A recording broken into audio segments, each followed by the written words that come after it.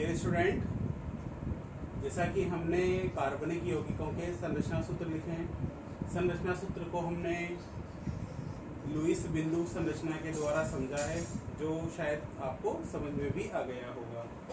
आज हम बात करने वाले हैं कार्बनिक यौगिकों के सूत्र।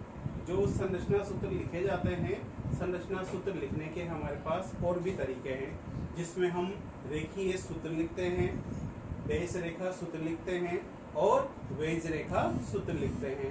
इन तीनों प्रकार के सूत्रों के आधार पर कार्बनिक यौगिकों को प्रदर्शित किया जाता है। अब जैसा कि ये सारे सूत्र जो है हर जगह नहीं आते हैं, परंतु इनकी हमें कई जगह आवश्यकता होती है, क्योंकि कोई भी बड़ा सूत्र जो है हम डायरेक्ट कार्बन के रूप में डायरेक्ट नहीं लिख सकते।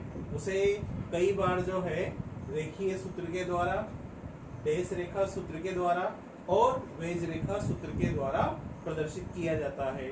इसमें हम सबसे पहले बात करेंगे रेखीय सूत्र की, कि रेखीय सूत्र कैसे लिखा जाता है। तो यहाँ पर हम रेखा सूत्र, जिसे हम लाइन स्ट्रक्चर फॉर्मूला भी कहते हैं, इसके बारे में डिस्कस करेंगे। कि हमने देखा है कि कई बार कार्बनिक यौगिकों को हम अलग अलग तरीके से लिखते हैं, जैसे ऐसे, या फिर हम इसे ऐसे लिख सकते हैं, या हमें ये इस तरीके से लिखे हुए दिखाई देते हैं, या फिर इस तरीके से ये लिखे हुए दिखाई देते हैं, या फिर हम इसको ऐसे लिख सकते हैं। तो स्टूडेंट, हम ये देखते हैं कि ये सब कार्बनिक यौगिकों के फॉर्मूले हैं, जो कि लाइन स्ट्रक्चर फॉर्मूला, जिसे हम रेखा सूत्र भी कहते हैं। अब यहाँ पर इनका मतलब क्या होता है, अब हम इनको कैसे समझें। तो हम सबसे पहले देखते हैं कि जो भी हमें ये लाइन स्ट्रक्चर जो दे रखी है, इनमें देखना ये जो एंडिंग पॉइंट होते हैं, ये एंडिंग पॉइंट जो है, दोनों एंडिंग पॉइंट ये हमें कार्बन के बारे में बताते हैं, और ये जो एंगल, ये जो कोण बना हुआ है, ये भी कार्बन के बारे में बताता है। इसका मतलब है कि यहाँ पर 1, 2 और 3 कार्बन है। यहाँ पर बात करें हम 1, 2, 3, 4 कार्बन है। हम इसकी बात करें कि यहाँ पर 1, 2 और ये 3 कार्बन है। और जैसा कि हमें पता है कि यहाँ पर जो है कार्बनिक यौगिक जो हाइड्रोकार्बन होते हैं, हाइड्रोकार्बन में जो है एल्केन है जिनमें एकल बंध होता है, एल्कीन है जिनमें द्विबंध होता है, और एल्काइन है जिनमें त्रिबंध, ट्रिपल बॉन्ड होता है। तो उनको भी हम लाइन रेखा सूत्र के द्वारा आसानी से प्रदर्शित कर सकते हैं। लाइन ये रेखा सूत्र के द्वारा या लाइन स्ट्रक्चर फॉर्मूला के द्वारा आसानी से प्रदर्शित कर सकते हैं। जैसा कि हम बात करें कि यहाँ पर एक कार्बन है, यहाँ पर एक कार्बन है और यहाँ पर एक कार्बन है, तो हम इसको ऐसे लिख दें, 1, 2 और ये 3। फिर देखना कि बीच में इनकी ये जो रेखा है, ये रेखा इनमें बंध को प्रदर्शित करती है। रेखा इनमें किसको? बंध को प्रदर्शित करती है। अब जैसा कि हमें पता है कि हाइड्रोजन की संयोजकता 1 होती है और कार्बन की संयोजकता 4 होती है, तो इस आधार पर हम यहाँ पर प्रत्येक कार्बन से हाइड्रोजन जोड़ेंगे। जैसे कि हमें पता है कि यहाँ कार्बन है, कार्बन की जो है 4 संयोजकता होती है, तो अब कार्बन के जैसे अभी एक बंध बना रहा है, तो यहाँ पर कार्बन की 1 संयोजकता पूरी होती है, लेकिन इसकी 4 संयोजकता पूरी करने के लिए हम क्या करेंगे, हम इसमें 3 हाइड्रोजन जोड़ देते हैं। अब यहाँ पर देखो ये कार्बन 2 बंध बना रहा है, तो इसको 4 करने के लिए कितने हाइड्रोजन की जरूरत होगी? 2 हाइड्रोजन की जरूरत होगी। फिर इसी प्रकार से इस कार्बन के पास 1 संयोजकता पूरी हो रही है, तो इसके लिए जो है हमें 3 हाइड्रोजन की जरूरत होती है। तो इस तरीके से हम ये लाइन फॉर्मूले को इस तरीके से संरचना सूत्र या डेश रेखा सूत्र में प्रदर्शित कर सकते हैं। अगले हम फॉर्मूले की बात करें तो यहाँ पर ये 1, 2, 3 और 4 कार्बन है। तो यहाँ पर ये 1, 2, ये 3 और ये 4 कार्बन है। इनमें बीच में ये जो लाइन है वो इनमें बंध को प्रदर्शित करती है। ये हमने यहाँ पर इनके बंद बना दिए। और जैसा कि हमें पता है कि वही हमें जो है कार्बन की 4 वैलेंसी पूरी करनी है, और हाइड्रोकार्बन में ये वैलेंसी हाइड्रोजन से पूरी होती है। तो यहाँ पर एक कार्बन है तो इसका एक बंद है, इसका मतलब है एक वैलेंसी, एक संयोजकता पूर्ण हो रही है। लेकिन 3 संयोजकता पूर्ण करने के लिए हम यहाँ पर 3 हाइड्रोजन लगा दें। इस कार्बन के पास 2 बंद है तो इसको अपनी वैलेंसी पूरी करने के लिए 2 हाइड्रोजन की जरूरत है। यहाँ पर इस कार्बन को अपनी वैलेंसी पूरी करने के लिए 2 हाइड्रोजन की जरूरत है, और यहाँ पर हमें इसके लिए 3 हाइड्रोजन की जरूरत है। तो आप इससे तो ये समझ ही गए होंगे कि ये जो बिंदु है, ये अंतिम बिंदु, ये CH3 को प्रदर्शित करता है, और ये जो कोण है ये CH2 को प्रदर्शित करता है। तो इस तरीके से जो है हम कई तरह के हाइड्रोकार्बन और कार्बनिक यौगिकों के हम रेखा सूत्र या लाइन स्ट्रक्चर फॉर्मूला आसानी से लिख सकते हैं। आप इसे नोट करो। अब हम आगे देखते हैं कि जैसे कि हमारे पास ये एक और जो है रेखा सूत्र लिखा हुआ है। अब इसको हम कैसे रिप्रेजेंट करेंगे कि यहाँ पर ये देखो 1 कार्बन, 2 कार्बन और ये 3 कार्बन। तो हम पहले इन 3 कार्बन को हम यहाँ पर लिख देंगे इस तरीके से।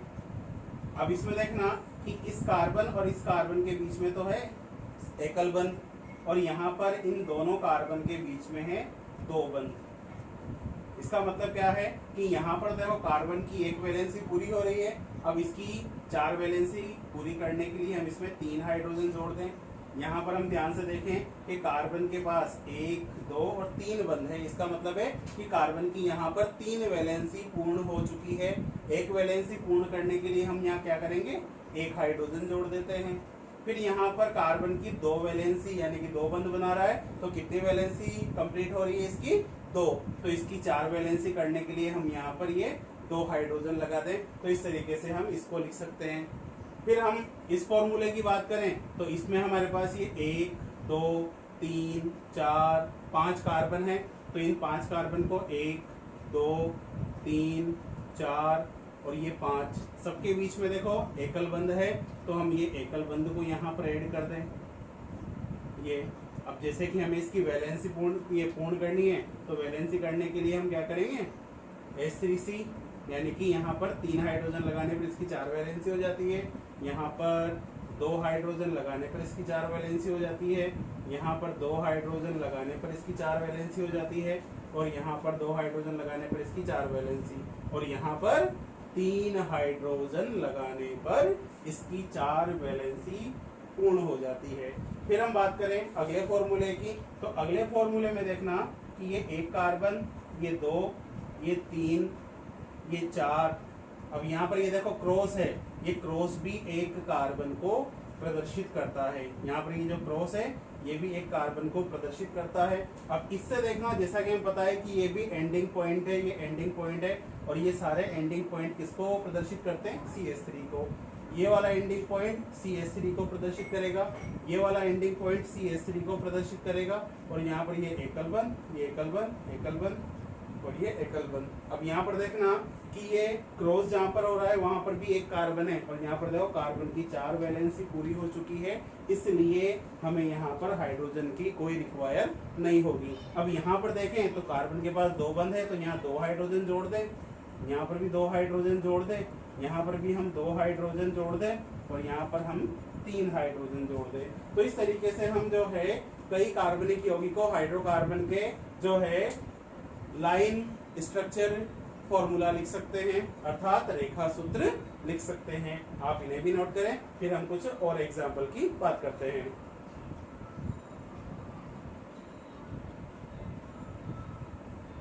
देखो बच्चों, जैसा कि हम ये फॉर्मूला लिखते हैं, लाइन स्ट्रक्चर फॉर्मूला लिखते हैं, तो हम इसको ऐसे लिखते हैं। भाई आपके दिमाग में होगा कि हम इसे सीधा नहीं लिख सकते क्या, भाई नॉर्मली हम जब इसे संरचना सूत्र के रूप में लिखते हैं तब सीधा लिख सकते हैं, लेकिन ऐसे अगर हम यहाँ पर ये 1, 2, 3, 4 कार्बन अगर हम इनको ऐसे मिलाएंगे तो फिर हमें ये पता नहीं चलेगा कि कौन सा कार्बन कहाँ है। इसलिए हम इसको ऐसे ना लिखकर हमेशा जिग जैग लाइन के रूप में ही लिखते हैं। अब हम बात करें कुछ और सूत्रों के बारे में, तो कुछ और सूत्रों में देखना कि हम उनको किस तरीके से लिख सकते हैं। कि जैसे हमारे पास ये एक हाइड्रोकार्बन, ये जो जिस तरीके से ये होते हैं ना, जो जिनके अंतिम सिरे आपस में जुड़े होते हैं, ये बंद हाइड्रोकार्बन, बंद श्रृंखला वाले, वलय श्रृंखला वाले हाइड्रोकार्बन होते हैं। तो इनको हम लिख सकते हैं, ये इस तरीके से लिखा हुआ आता है, या फिर इनको हम ऐसे भी लिख सकते हैं, ये इस तरीके से। तो इनको भी जो है ये हम प्रदर्शित कर सकते हैं। जब हमें इन्हें समझना है तो हम इसे कैसे समझेंगे कि यहाँ पर ये देखो, ये इसका एंगल है, यहाँ पर एंगल है और यहाँ एंगल है, और सबके पास देखो एकल बंध है। तो हम डायरेक्ट ये बता सकते हैं कि ये CH2 है, यहाँ पर ये CH2 है, यहाँ पर ये CH2 है, और ये यहाँ पर इस तरीके से जुड़ा हुआ है।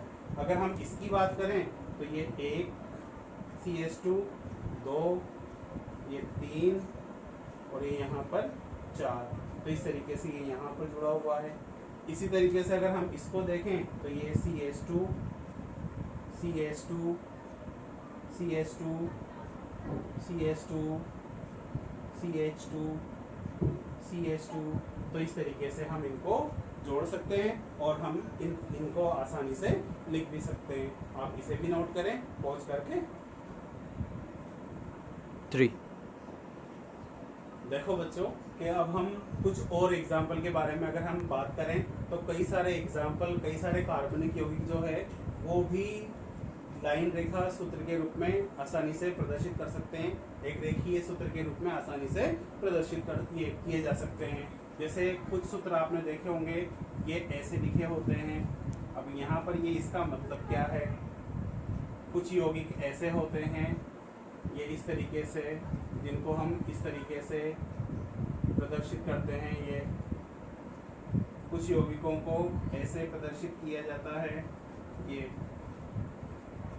तो ऐसे किसी भी प्रकार के फॉर्मूले हो, हम सबको आसानी से लाइन स्ट्रक्चर फॉर्मूला में आसानी से प्रदर्शित कर सकते हैं। फिर वो किसी भी प्रकार से दिया गया हो। कुछ ऐसे सूत्र भी आते हैं, ये तो इनको भी हम आसानी से समझ सकते हैं कि वास्तव में ये है क्या। कि जैसा कि हमें पता है कि यहाँ पर ये एंडिंग पॉइंट है, तो जैसा कि हम समझ गए कि यहाँ पर ये किसको प्रदर्शित करेगा, CH3 को। फिर यहाँ पर देखना कि ये एक कार्बन है। अब इस कार्बन से देखो यहाँ पर 3 बंध जुड़े हुए हैं और इसके अंतिम सिरे पर एक कार्बन होगा, और इसकी वैलेंसी पूरी करने के लिए हम यहाँ पर एक हाइड्रोजन लगा दें। फिर यहाँ पर इसको देखें तो ये एक CH3 है, ये यहाँ पर CH2। जैसा अभी हम समझा रहे थे कि कुछ यौगिक है जिनको हम इस तरीके से भी प्रदर्शित करते हैं, तो इनको भी हम जो है अलग अलग प्रकार से समझ सकते हैं। जैसे ये सूत्र लिखा हुआ है, इस सूत्र को हम, ये एंडिंग पॉइंट जैसा कि हमें पता है CH3 को प्रदर्शित करता है। यहाँ पर कार्बन, यहाँ पर कार्बन। अब इस कार्बन की देखो ऑलरेडी जो है 4 संयोजकता पूरी हो चुकी है। इस कार्बन की 3 संयोजकता पूरी थी, तो इसमें हमने एक हाइड्रोजन जोड़ दिया, यहाँ पर CH3 ऐड कर दिया। इसमें एक CH3 है, तो ये एंगल आ गया जो किसको प्रदर्शित करेगा, CH2 को।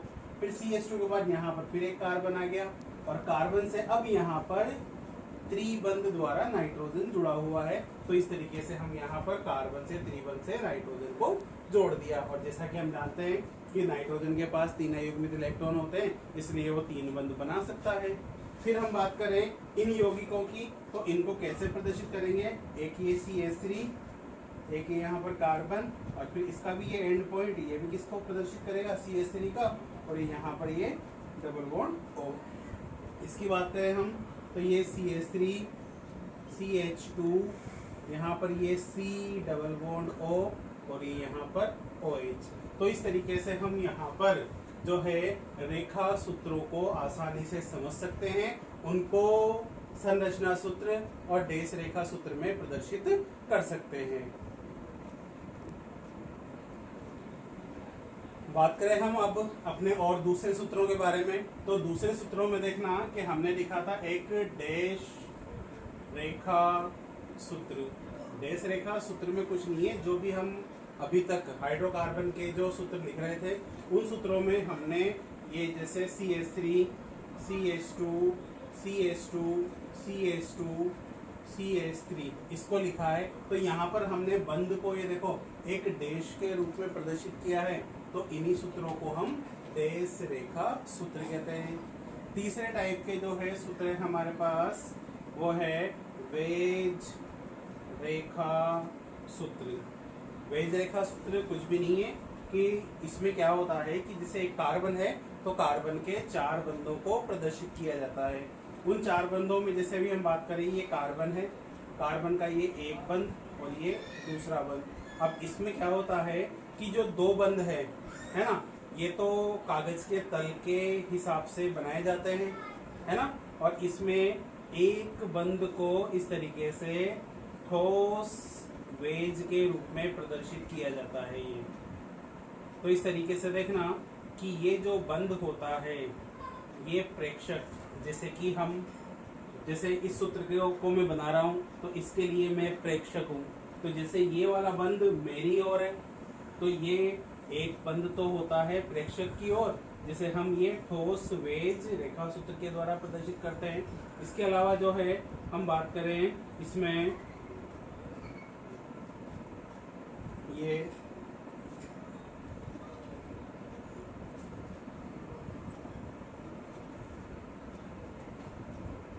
एक ये होता है प्रेक्षक से दूर, और जो प्रेक्षक से दूर है इसको हम जो है डैश वेज रेखा के द्वारा प्रदर्शित करते हैं। तो इस तरीके से वेज रेखा सूत्र, डैश रेखा सूत्र और लाइन, ये रेखा सूत्र, रेखीय सूत्र जिन्हें हम लाइन स्ट्रक्चर फॉर्मूला कहते हैं, इनको प्रदर्शित कर सकते हैं। इसके अलावा एक सूत्र इसमें और भी है जिसे हम संघनित सूत्र भी कहते हैं। अब संघनित सूत्रों को कैसे प्रदर्शित किया जाता है हम उसको भी समझें कि संघनित सूत्र क्या होता है। कि जैसे हमारे पास ये एक फॉर्मूला लिखा हुआ है, अब इस फॉर्मूले में देखना कि ये स्टार्ट कहाँ से होता है, CH3 से।